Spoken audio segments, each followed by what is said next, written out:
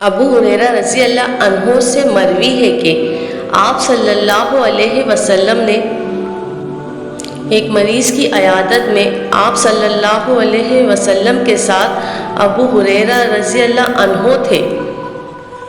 اس مریض کو بخار تھا تو رسول اللہ صلی اللہ علیہ وسلم نے اس سے کہا، خوش ہو جاؤ، اللہ تعالیٰ فرماتا ہے یہ میری آگ ہے جو میں دنیا میں اپنے مومن بندے پر مسلط کرتا ہوں تاکہ آخرت میں ملنے والے عذاب کا بدل بن جائے۔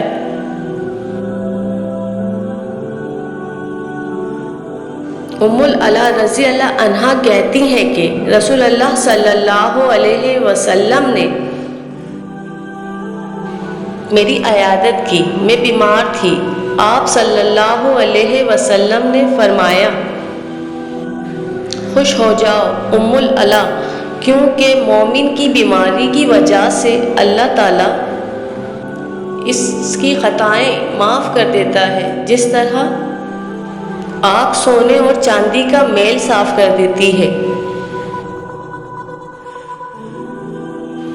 ابو اسید مولی رسول اللہ صلی اللہ علیہ وسلم سے مرفوع مروی ہے کہ جبریل علیہ السلام میرے پاس بخار اور طاعون لے کر آئے۔ بخار میں نے مدینے میں روک لیا اور طاعون کو شام کی طرف بھیج دیا۔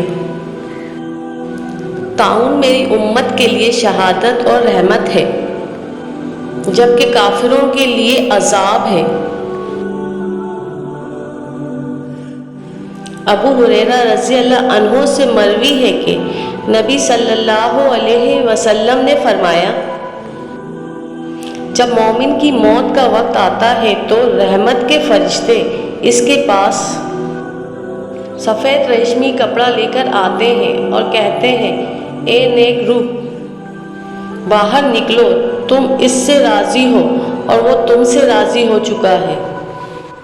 اللہ کی مہربانی، خوشبو اور راضی رب کی طرف روح اس طرح نکلتی ہے جس طرح کستوری کی نرم و ملائم خوشبو ہوتی ہے، حتیٰ کہ فرشتے اسے ہاتھوں ہاتھ لیتے ہیں اور اسے آسمان کے دروازے تک لے آتے ہیں۔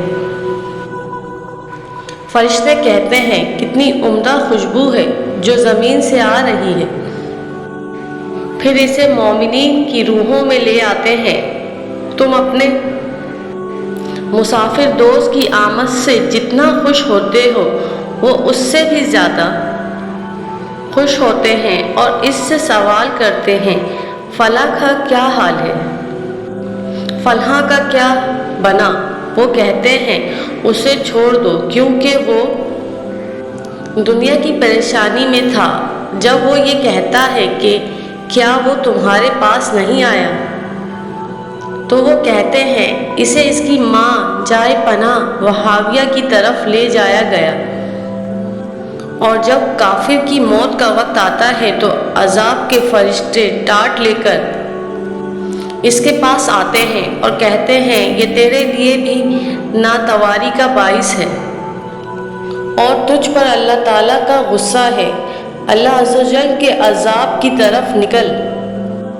وہ اس طرح نکلتی ہے جس طرح کسی مردار کی انتہائی بدبودار لاش ہو، حتیٰ کہ اسے زمین کے دروازے تک لے آتے ہیں تو وہ کہتے ہیں، یہ بو کتنی بدبودار ہے، حتیٰ کہ اسے کفار کی روحوں میں لے آتے ہیں۔